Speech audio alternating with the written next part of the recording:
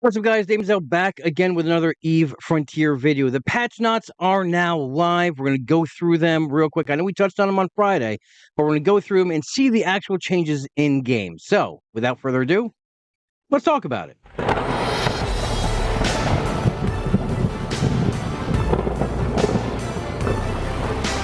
All right, so we now have the new patch notes, which are live today. And yes, we did get a preview of this on Frontier Friday. From CCP Jotun and Overload. But here they are now live. So let's talk about them. So the loot tables, we talked about this earlier. The loot tables for the that used to only drop raw materials have been changed. They are now going to drop lines of products, the end line, such as if you are killing a mining drone, it may drop some mining lasers. If you are if you're killing a fighter drone, it may, drop some of its charges or its weapons, depending on the role it plays. Autocannons from Ocarida, cargo grids from haulers, mining weapons from the miner drones, like I just said. But also those small, minute amounts of radiatum, luminous, eclipsite, and gravenite that we found in, I forget which sites they are, but they're basically in a chest, and they only drop a few of them. Well, now they're going to drop a hell of a lot more. They are increased roughly 20 times their initial state. So be on the lookout for those. So you should be able to pop those lenses out a lot quicker, so you can mine out those murky fields a lot sooner. And yes, I know the criticism. I know I've seen a bunch of posts on Reddit. I've seen a bunch of things in the comments of my videos, basically how this is kind of a real grind, this cycle, how it's kind of, if you want to do any PvE, but, you have to mine basically X amount of hours to do everything. Well, a lot of these changes that they made to the minerals should fix a lot of that. However, some of the ships and modules, they still take an insane amount. They said they were also improving the early industry flow. That's what we were talking about just now, about the mineral changes. Now, we do have this live in-game when we bring it up here. All right, so we're live in game right now, and you're going to see that a lot of the recipes in the game have actually changed to reflect these new minerals and stuff like that. So let's go to the refinery here. Now, I did drop a portable refinery as well, just so I can do some testing, as well as some portable printers here on my base. Let's stop my ship here. All right, so let's go ahead and... So, now, when we break down our other ores, our metal rich is now going to give us silicate materials as well as metal rich minerals. Let's drop this into one of my storage units here.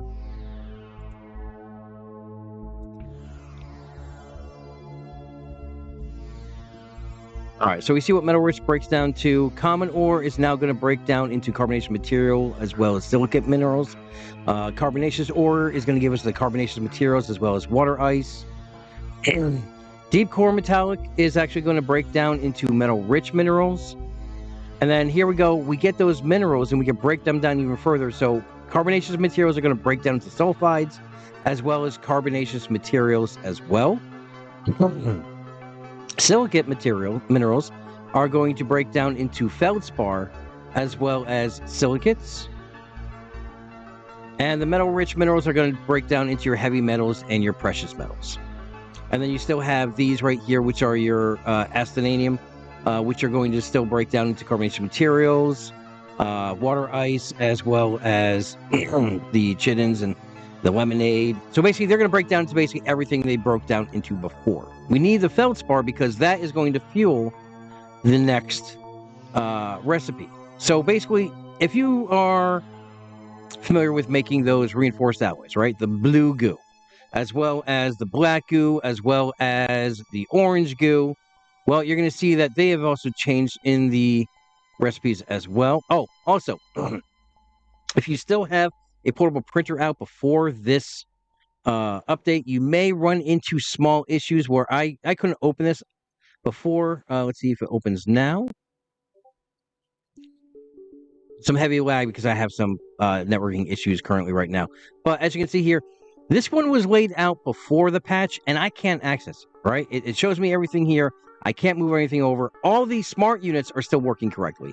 However, I did have to drop a new printer so we can see the recipes. So this one, now that it's fresh, dropped after the patch, I can access everything.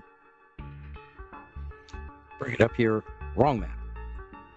As you can see here, it brought it up, and we have everything that was in the printer before, but now Carbon Weave is now going to take those carbonaceous minerals to make, not the carbonaceous materials. So this is going to be the minerals that we're going to be using. As you can see, it's a smaller amount as well. I think they're going to, I forgot exactly how many carbonaceous materials break down, but the reinforced alloys are now going to take feldspar as well as the metal-rich minerals. The thermal composites are now going to take carbonaceous minerals as well as silicate minerals.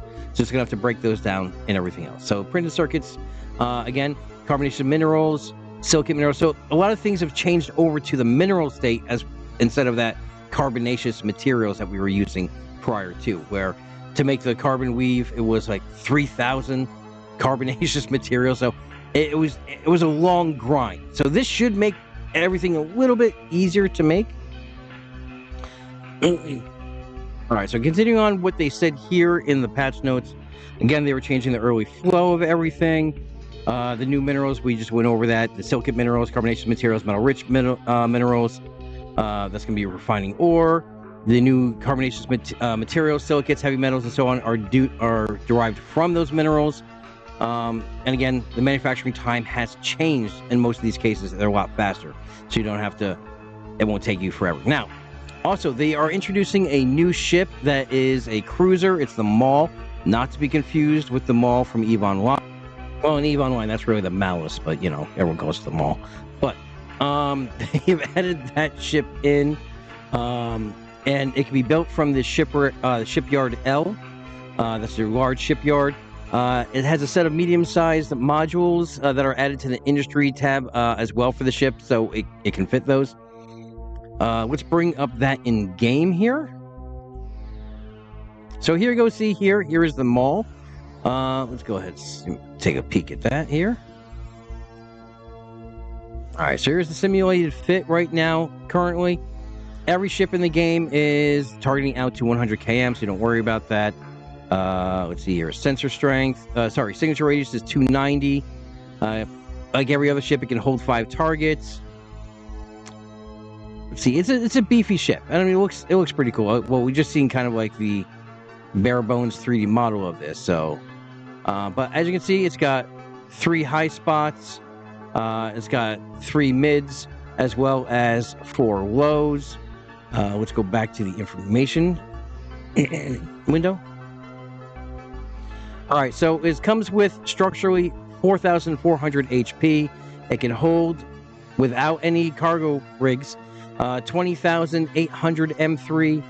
The fuel capacity, that's full tank, is 21.4K fuel. Again, this is going to run off of all that other fuel, not the hydrogen fuel, but, you know, SOF or EU fuel. The mass itself, as you can see, it's huge. It's big. It's a big, beefy boy here. Let's see. Specific heat, capacitor, targeting range. Another thing, it shows me the jumping range. So I'd have to build one to see the actual jump range. But if you're going to be building gates, you just got to have a pretty good, decent heat, basically heat specificity. That would be this right here. 0.4 changing temperature by 1 bar. So 2.5 C. So that's going to affect your jump range. It should, like I said, it should have good jumping range on this. So fitting wise, again, 150 CPU. It's got 2450 power grid. It does have 3 highs for launchers. So not turrets, but launchers. So I wonder if, now hear me out here, once they bring in missiles, we should be able to fit this thing with missiles. So we could actually use this as a PvP, PvE ship down the line, not this cycle. They've yet to bring in missiles on any of the previous cycles. So, and I just said, you know, it's 3, 3, 4, and obviously the 1 engine slot, which you're going to have to use a medium engine for. Okay, so we got the new cruiser in. Now, also, we have the smart gate cost reduced from 650 foam down to 43. So, RIP to those of you who have built the Stargate and did not, you know, take it down before today, because if you take it down now, disassemble it, you're only going to get 43, not your original 650 back. So, in its initial state, without any cargo rigs, the Maul can carry 43 building foam with it. And so it says this change will affect the amount of materials returned from dismantling date. We just talked about that. It's 43 instead of 650. Now, they are still working on some things. So they detected fixes. They got these fixes out. That was with the Windows build mode has now been resolved with information. The issue which caused unstable fuel to have some no name in the smart gate, that's been fixed. You can't claim L points with portable assemblies anymore. They fixed an issue where moving items into a ship cargo hold would basically, you could add more to your cargo hold than your cargo hold could hold. They resolved an issue where drag and dropping unrelated materials into the input field of a portable refinery would result in losing said materials. They resolved an issue where the tutorial objective for building reflex did not progress if you built it. Also, guys, the free period is over right now. That ended today. They are going to be running some more down the line. So if you still aren't convinced on purchasing the game or getting the Founders Pack, which you can use my code below to help you with that, then you can just wait for the next free week. Now, I don't know if there's going to be one this cycle, but they're always running free weeks or free weekends. So just stay tuned to their social media. They'll let you know when it's going to be. Okay, they also resolved an issue where the inventory section for smart turrets did not render. They resolved an issue preventing some of the industry events being registered. This resulted in some missions not completing as expected. They fixed an issue that allowed some missions to be completed more than once, improperly granting grace. That's now been removed. They improved the reliability of smart character creation. This should reduce instances where assemblies being non-interactive and mission hub being inaccessible. They also fixed an exploit where unused function that allowed for transfers between smart storage units that were not physically local. They also removed the redundant anchor option from the smart assemblies, as it is now automatic. So basically when you deploy, it automatically anchors itself. Now, they do know of these issues. They have not fixed these issues yet, right? With assemblies. How the inventory can sometimes be non-interactable. Yes, they know it. They're working on that. This one is a big one here, where even if you talk to your portable assembly, right, it doesn't reset the decay timer. So if your portable storage has been up, or your hangar, or your portable refinery, any of those core portable assemblies, even if you interact them and they've been up for 3 days, they may just disappear on you because of this issue. Now, that happened to me. My refuge disappeared from my home base. 2 of my portable printers with everything in it disappeared. So regrind those materials. On the camera, it's possible to duplicate a ghost ship, which breaks ship camera and control. With the map UI, the system view orbital lines disappear after ship is destroyed if a respawn point is set. In the UI, the personal assets window does not display player-given assembly names. The industry tab, an ore info window incorrectly lists the ore type as a required item. Also, this is a big one. We talked about this on Friday. Possible for characters to appear on the leaderboard multiple times, even after biomassing, basically recreating a character with the same name. Yes, that would be me. As you can see, I am on... I'll bring it up here. So as you can see here on the mission hub, yes, I am on here twice. And I only have access to this one through the browser, right? So I can change my icon, stuff like that. But this is my old character ID. This is a character that I biomassed, right? And to relocate to another area, I deleted the character altogether and remade the character. So this is the current one. So basically all they did was they cloned this one with the points made here. So every points that I got after that has gone to here.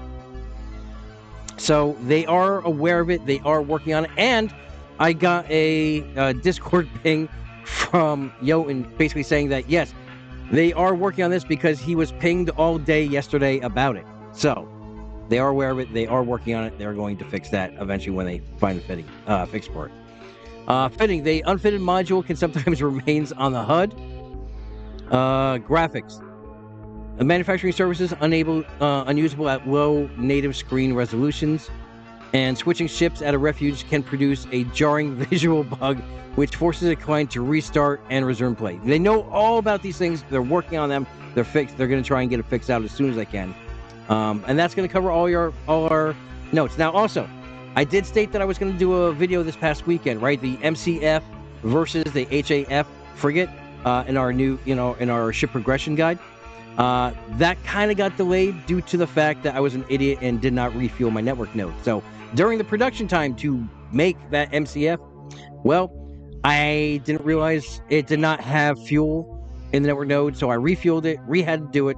I do have the ship now, as you saw in the game. I am flying it, so I am making that video. It may be out tonight, or it may be out tomorrow. Most likely tomorrow, only because I'm just busy in real life doing a bunch of things. So probably tomorrow that video will be out. So until I talk to you guys again, have a great week. Have a great weekend. Fly safe. And remember, here on the channel, we are always one vision, one purpose, one front. See you guys in the next video.